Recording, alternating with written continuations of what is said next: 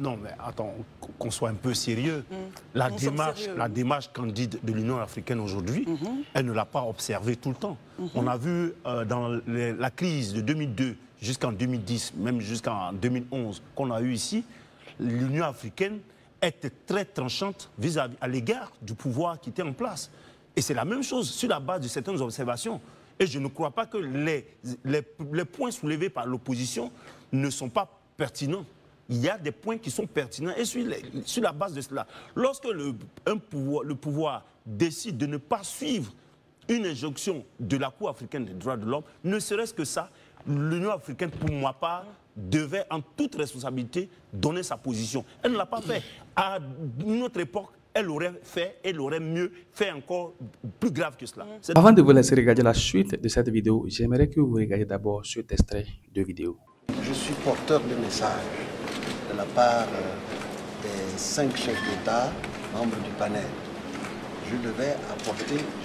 J'ai apporté ce message au président de la République. Et en bref, ce message est une invitation à me rendre à la prochaine réunion au niveau des chefs d'État du Conseil de paix et de sécurité à Addis Abeba le 10 mars prochain. Donc voilà, et bien entendu, j'ai accepté cette invitation et toutes les dispositions seraient prises pour que je puisse y rendre. 10 mars 2011, l'Union africaine avait convoqué un sommet du Conseil de paix et de sécurité pour pouvoir résoudre la crise post-électorale en Côte d'Ivoire.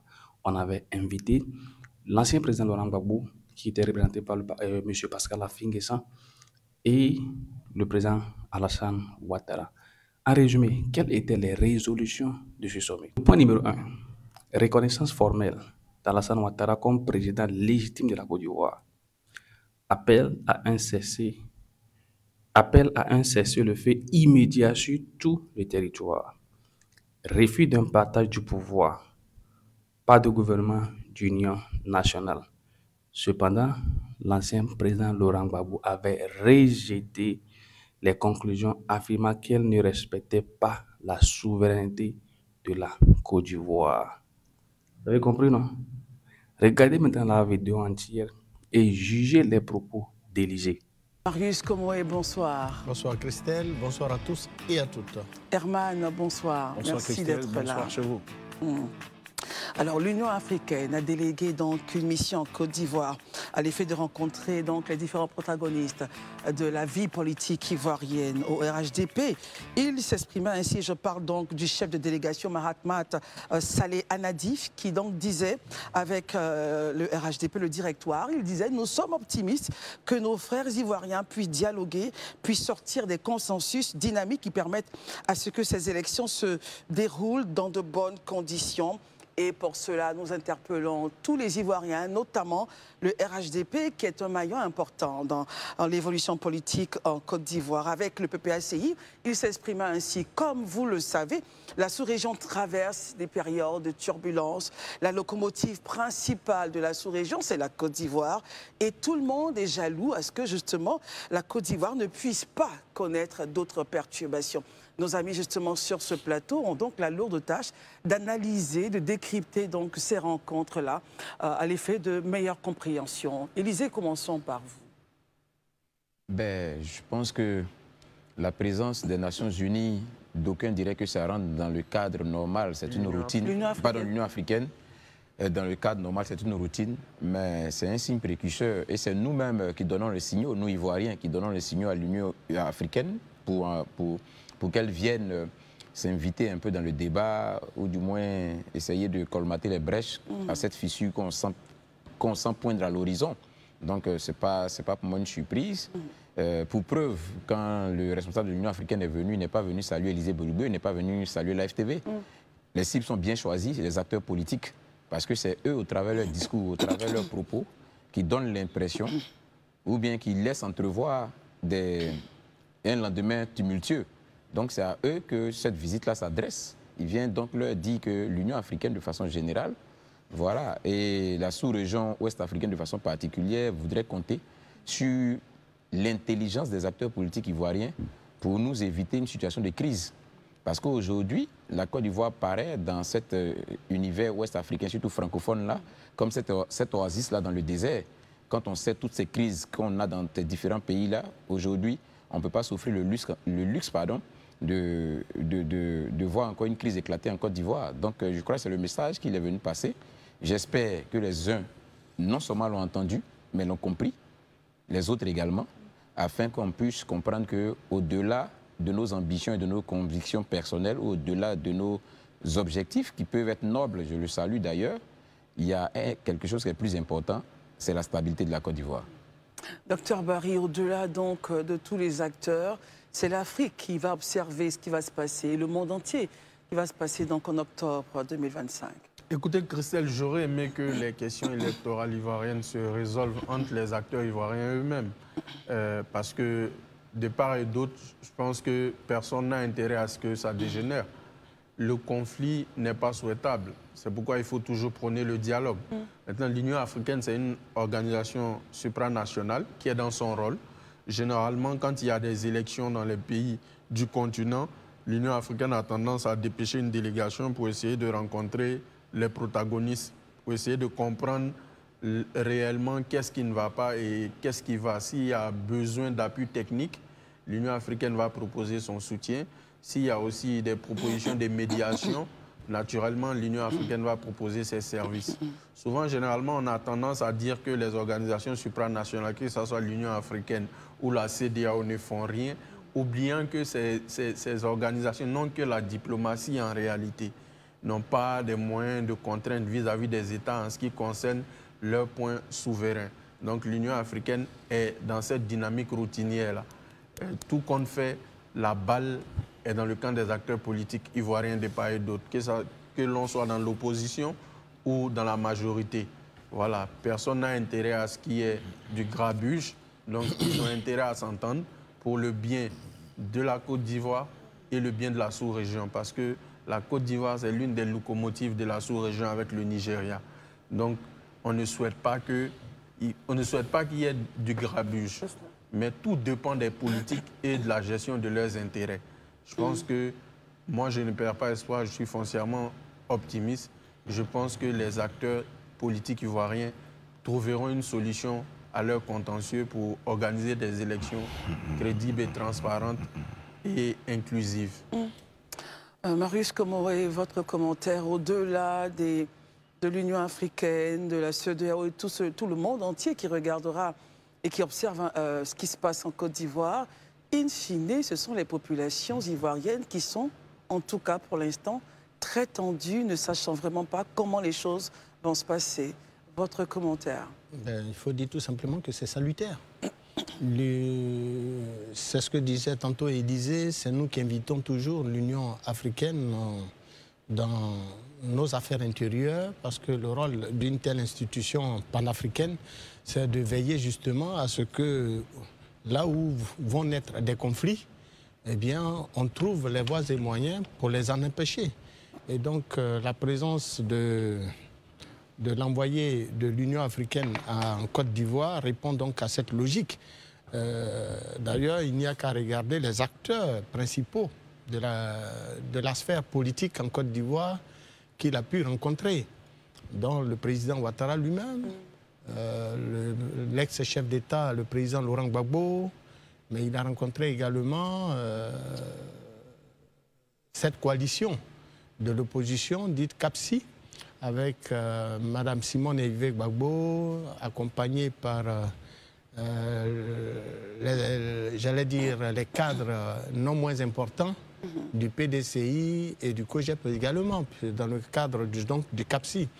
Et puis, il a rencontré finalement le directoire du RHDP, pour ne pas dire le secrétaire exécutif du RHDP, entouré par ses plus proches collaborateurs.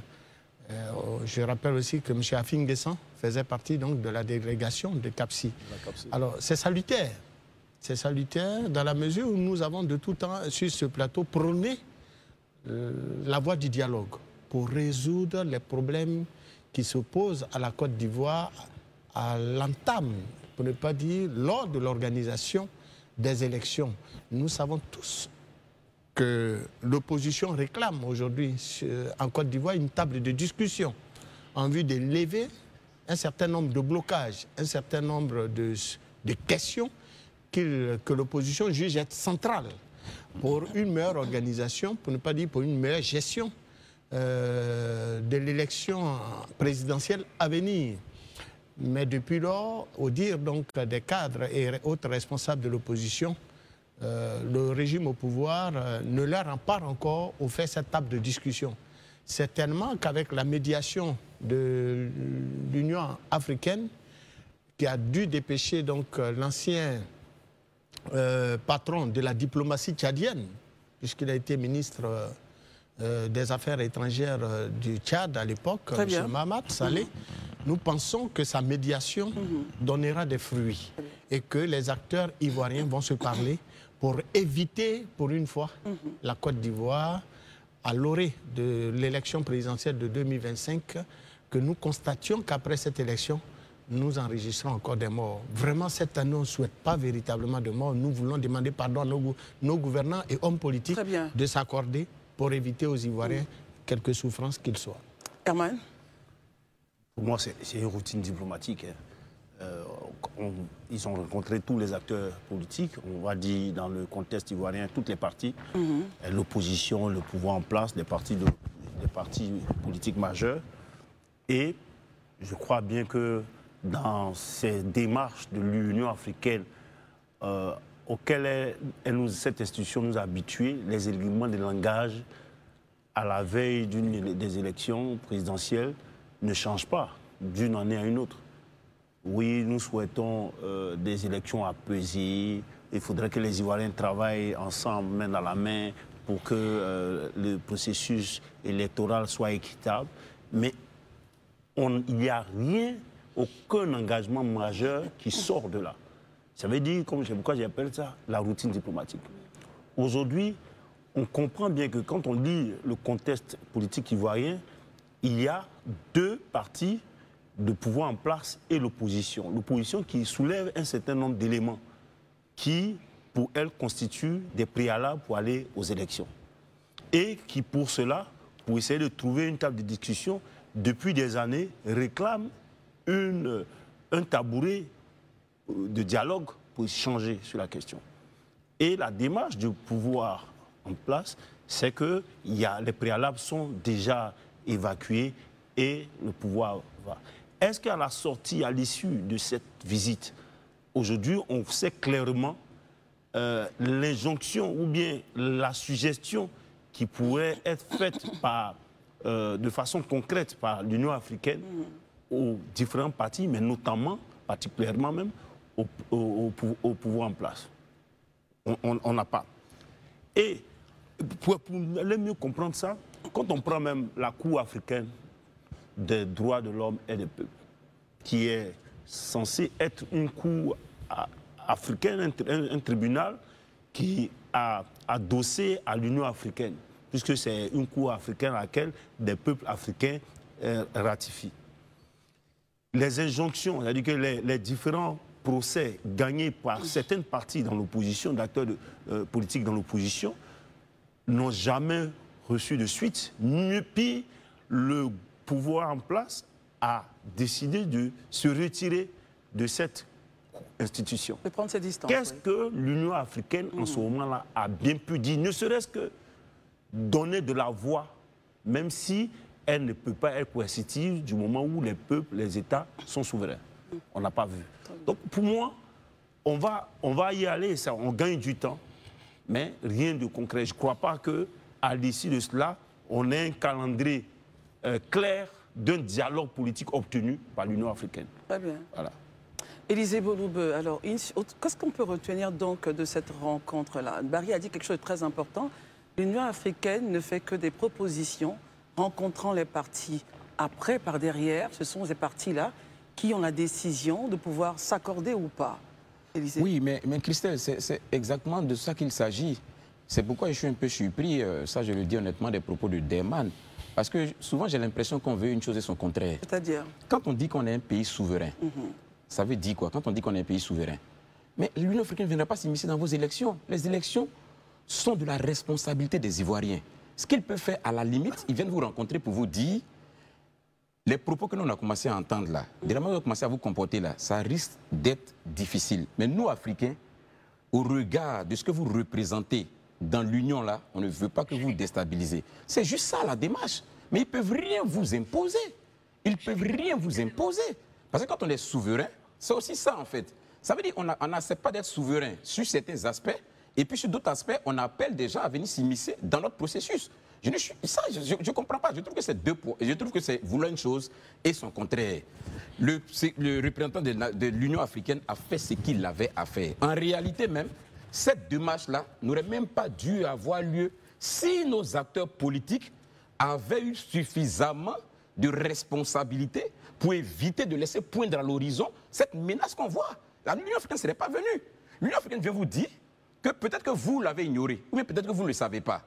Mais votre pays, là, ce qu'il représente dans le continent est tellement important, surtout dans la zone sous-régionale, ce qu'on sait, qu'on ne peut pas permettre, on peut pas, en tout cas pour nous, on est jaloux, on ne voudrait pas voir votre pays sombrer. C'est la démarche de l'Union africaine. Ça veut dire quoi? Oui, c'est un appel qui vous lance. Ça veut dire c'est à vous d'avoir suffisamment d'intelligence pour comprendre ce qui reste à faire en ce qui vous concerne, pour préserver cette quiétude et cette paix. Ce n'est pas l'Union africaine de venir dire, voilà, nous on a réfléchi à une feuille de route, la feuille de route là, voilà, elle doit aboutir à ce celle d'abord. Non, ça là, demain, c'est les mêmes qui le réclament aujourd'hui, qui demain diront, il y a eu une émission étrangère dans le processus électoral, et par conséquent, le processus électoral est un processus vicié. On va prendre la réaction d'Herman et puis on va écouter Dr Barry. Non, mais attends, qu'on soit un peu sérieux. La démarche candide de l'Union africaine aujourd'hui, elle ne l'a pas observée tout le temps. On a vu dans la crise de 2002 jusqu'en 2010, même jusqu'en 2011, qu'on a eu ici, l'Union africaine était très tranchante à l'égard du pouvoir qui était en place. Et c'est la même chose sur la base de certaines observations. Et je ne crois pas que les points soulevés par l'opposition ne sont pas pertinents. Il y a des points qui sont pertinents. Et sur la base de cela, lorsque le pouvoir décide de ne pas suivre une injonction de la Cour africaine des droits de l'homme, ne serait-ce que ça, l'Union africaine, pour ma part, devait en toute responsabilité donner sa position. Elle ne l'a pas fait. À une autre époque, elle aurait fait, elle aurait mieux fait encore plus grave que cela. C'est de ça que je veux dire. Parce que avoir une position à géométrie variable, quand ça ne nous arrange pas, selon le temps, ça, c'est ce qui fait que ces institutions panafricaines-là, souvent, pêchent et sont handicapées. Très bien, on va écouter Dr Barry sur le point. Écoutez, Christelle, l'Union africaine, c'est une organisation supranationale qui regroupe des États. Oui. Et généralement, les États sont jaloux de leur souveraineté. Quand on dit que l'Union africaine n'a pas agi, par exemple, dans la crise de 2010. Christelle, vous vous souvenez du panel des chefs d'État qui avait été demandé par les protagonistes? Est-ce que ce n'était pas une délégation de l'Union africaine? C'était une délégation de l'Union africaine. Elle a écouté toutes les parties. Quand elle a tranché, le régime, à l'époque en Côte d'Ivoire, a décidé qu'il ne se reconnaissait pas dans la décision de l'Union africaine. Et c'était de son droit, parce qu'il peut décider, comme le régime actuel a décidé de ne pas reconnaître ce que la Cour africaine des droits de l'homme dit. Tout compte fait, il ne faut pas accabler l'Union africaine. L'Union africaine fait son travail. Mais comme je l'ai dit, c'est d'abord l'État, les États, c'est comme l'ONU. Si les États respectent le principe, ça va marcher. Mais si les États se positionnent selon leurs intérêts, ça ne peut pas marcher. Donc ce n'est pas que l'Union africaine n'ait jamais agi, mais l'Union africaine n'a pas de pouvoir de coercition en tant que telle. Elle peut prendre des démarches diplomatiques, rendre un verdict, quitte aux États d'appliquer les recommandations. Et c'est ce que l'Union africaine a fait en 2010 à travers le panel des chefs d'État qui étaient venus en Côte d'Ivoire, rencontrer les différentes parties, aller à Addis Abeba, écouter les parties, trancher. L'une des parties a décidé qu'elle ne se reconnaissait pas dans la décision. Très bien. Et on a vu, on est allé. Marius, on va terminer avec vous sur ce point. Oui, pour nous, il faut que le cœur et les esprits s'ouvrent au dialogue. Et on ne le dira jamais assez. Et je pense que le président Houphouët lui-même, dont se réclame d'ailleurs la majorité des grands décideurs de ce pays, a toujours prôné justement la voie du dialogue. Tout à fait. Il a toujours dit que le dialogue est l'arme des plus forts et non des faibles. D'ailleurs, l'un des opposants historiques à Houphouët-Boigny, qui n'est autre que le président Gbagbo, a toujours souhaité la table de discussion et dit asseyons-nous et discutons. monsieur le président Ouattara, depuis l'opposition, en appelé régulièrement à la table de discussion. D'ailleurs, pour que la crise de 2010, qui a vu son aboutissement, je vais dire sa fin en 2010, de 2002, qui a vu son aboutissement en 2010 avec l'organisation des élections, avait trouvé sa résolution dans les différents accords jusqu'à Pretoria. Donc, quel que soit ce que nos hommes politiques feront, à la fin, ils viendront s'asseoir sur la table de discussion pour s'entendre. Pour vous, c'est inévitable. Il faut commencer par là. Ça nous évitera. Et je pense que, à la matière, je le dis de façon claire, le régime en place a le dos large et devrait pouvoir avoir le cœur ouvert à ce processus pour permettre, et ne serait-ce que écouter le cri de cœur de tout le monde, y compris de son opposition. C'est son rôle. Une fois cela est fait, ça décrispera certainement l'atmosphère, la tension politique, et il va sans dire qu'en étant à la table de discussion, on pourra certainement trouver les voies et moyens de contenter les uns et les autres pour que ces élections se passent dans la paix, dans la sérénité, et que les Ivoiriens se lèvent à faire valoir leur droit de vote simplement et calmement, sans qu'il y ait après des morts. C'est tellement simple. Cela se fait ailleurs, ma chère Christelle, pourquoi pas ici? Et on espère en tout cas que les deux partis, donc le pouvoir en place et l'opposition, trouveront la formule pour que les Ivoiriens puissent vivre dans la quiétude qu'ils ont toujours recherchée. Merci messieurs. Regardons maintenant le second sujet à l'agenda de ce jour, l'accord de pêche entre l'Union européenne et la Côte d'Ivoire.